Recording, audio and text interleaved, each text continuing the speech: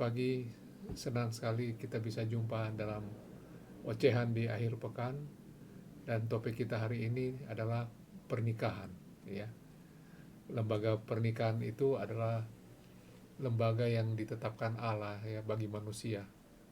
Dalam Kejadian 2 ayat 24 dikatakan, sebab itu seorang laki-laki akan meninggalkan ayahnya dan ibunya dan bersatu dengan istrinya sehingga keduanya menjadi satu daging. Sejak awal manusia diciptakan, lembaga perkawinan itu sudah ada. Adam dan Hawa itu suami istri, dan mereka memiliki anak Kain, Habel, dan Set. Kita juga tahu bahwa Tuhan Yesus hadir melalui Yusuf dan Maria. Jadi praktis semua karakter atau tokoh yang kita kenal dalam Alkitab itu diperkenalkan selalu dalam konteks keluarga. Nah, jadi ada yang punya ide seakan-akan perkawinan itu adalah bentuk surgawi ya, yang sesuatu yang kekal. Dan beberapa indikasi memang memperlihatkan hal ini, seperti misalnya Tuhan Yesus dengan Allah menggunakan istilah Bapa dan Anak ya. Oleh sebab itu, karena sangat penting lembaga keluarga ini, tidak heran ya yang diserang oleh kekuatan jahat itu adalah perkawinan. Dosa manusia yang pertama itu terjadi di Taman Eden dalam konteks hubungan suami istri. Lewat hubungan suami istri ini manusia menjadi berdosa. Nah, serangan terhadap keluarga itu tidak berhenti sampai di sini ya. Berbagai konsep perkawinan yang tidak Kristiani itu muncul dan diadopsi juga oleh banyak orang. Misalnya perkawinan dengan tujuan-tujuan ekonomi ya, status sosial, politik, biologis dan sebagainya. Tidak hanya konsepnya yang berbeda, dalam keluarga juga iblis membawa berbagai penderitaan ya, KDRT, verbal abuse, kebencian, permusuhan, perebutan harta, sampai pada dosa-dosa seksual seperti perselingkuhan.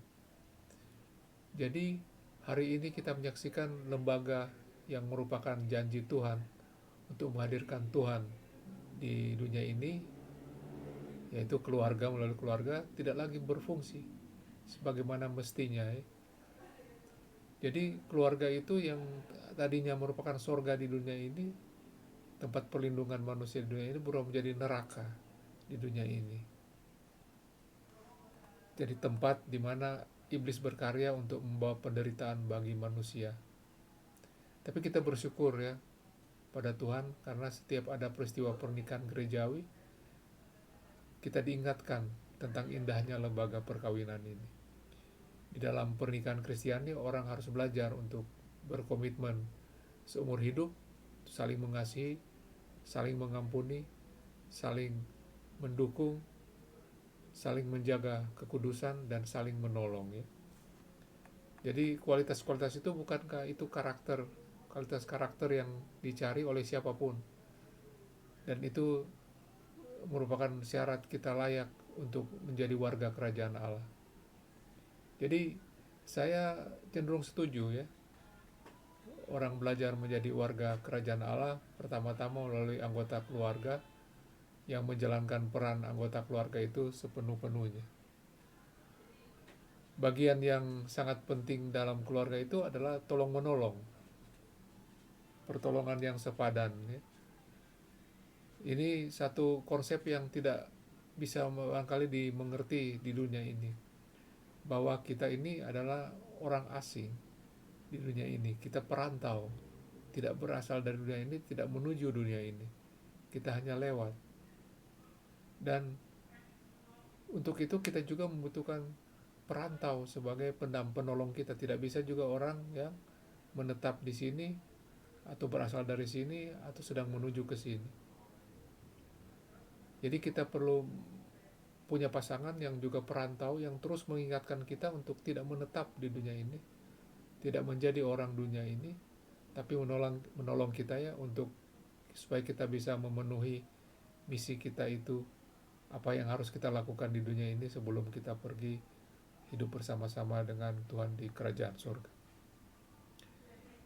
Misalnya ya, hari ini kita mungkin melihat suami kita atau istri kita yang sudah puluhan tahun hidup bersama itu dengan perasaan yang tidak sukacita ya. Ada kemarahan, kekecewaan, atau bahkan ada perasaan bosan dan sebagainya ya terhadap pasangan kita itu terjadi karena kita menggunakan standar dunia tentang perkawinan, tentang pasangan kita. Tapi arti tolong menolong dari Tuhan itu yang sebenarnya itu adalah menolong kita menjaga siapa kita itu. Misalnya satu hari suami kita pulang dari tempat kerja dengan wajah yang kusut ya, karena ada tekanan ekonomi dan perusahaan ini harus melakukan pembohongan pajak misalnya, atau tindakan korupsi, tindakan-tindakan yang tidak akan bukan melanggar hukum ya. Dan suami kita ini dipaksa, kalau tidak akan kehilangan pekerjaan. Nah, dalam konsep dunia, istri akan mendukung tuntutan kantor itu ya, dengan menjaga perasaan suaminya, mengatakan kamu harus melakukan itu demi kita, demi kehidupan kita di dunia ini, demi perusahaan itu dan sebagainya. Kita diingatkan akan butuhnya kita akan pekerjaan dan penghasilan ya, sambil mencari pembenaran, justifikasi. Nah, ini bukan penolong yang sepadan, karena ini akan menjerumuskan suami kita atau istri kita menjadi orang yang bukan kita nikahi itu ya. Penolong yang sepadan itu akan berkata bahwa aku menikah dengan seorang pria atau suami yang memiliki tugas dari Tuhan di dunia ini, dan aku akan menemani dia menjalankan tugas ini. Engkau harus memilih apa yang benar. Lebih baik aku mempunyai suami yang kehilangan pekerjaan daripada aku kehilangan sosok suami yang aku nikahi dulu sebagai perantau di dunia ini yang sedang menjalankan misi dari Allah. Nah, kalau kita mengatakan hal seperti itu, kita sedang menjadi penolong yang sepadan yang sama-sama sedang menjaga misi, pelaksanaan misi suami atau istri dikirim di dunia ini sebelum kita yang tadi itu ya, hidup bersama-sama dengan Tuhan. Asik ya, kita diberi lembaga perkawinan untuk dimana sukacita surgawi itu bisa dihadirkan di tengah-tengah dunia ini melalui keluarga kita. Jadi selamat menikmati pernikahan kita, selamat menikmati keluarga kita. Kiranya Tuhan terus-menerus mengingatkan akan maksud Tuhan membentuk lembaga ini, yaitu menghadirkan kasih Tuhan di tengah-tengah hidup kita dan membentuk kita menjadi warga kerajaan Allah. Amin.